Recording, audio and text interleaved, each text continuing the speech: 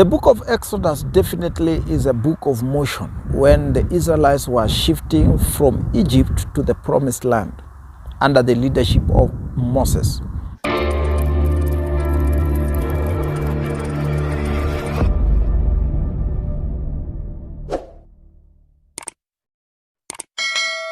Moses was generally a very meek leader, and at the same time he was a prophet that God had assigned to take his people from bondage to the land he had told their forefathers, Abraham, Isaac, and Jacob.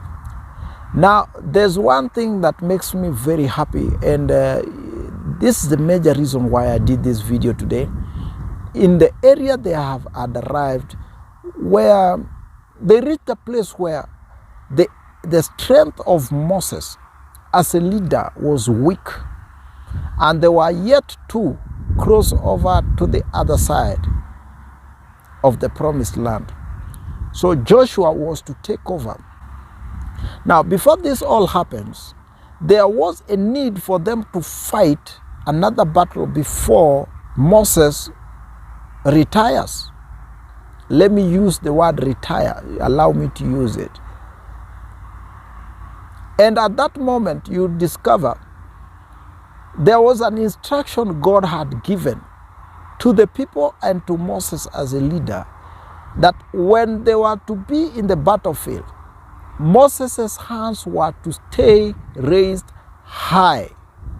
The moment the hands of Moses were raised high, Joshua and the team that were battling war against the enemy that was within their territory that they were to cross, they were winning. The moment the hands of Moses were high, they were winning battles. When the hands go down, they were losing battles.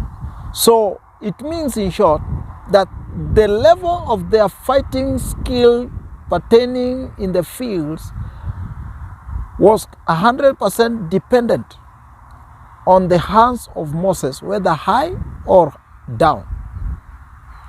Now, this takes me to the place when Prophet TB Joshua, during the lockdowns, until all the changeovers took place, until Pastor Evelyn took over in every other thing, I want to talk to all of the disciples and all of the partners and all of the people that stands with SCOAN in many ways.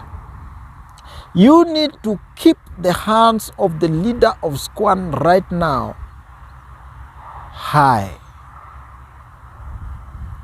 And if this does not happen, even the people that were baptized with grace from SCOAN and left everything there, they will also start losing battles of their ministries, of their lives. So there are people who should stand in the gap. That's why in the past few days, we've been asking people to stand in prayer for SCOAN, Mama Evelyn, and also other prophets that are supposed to be there, like Prophet Racine. I know very well some people say, okay, we can do without these people. It's very true. Very, very true. In fact, right now, if you see, people can do without some other people. But I want us to see this context from the real life. This is very, very practical. It's something that happened practically on the ground.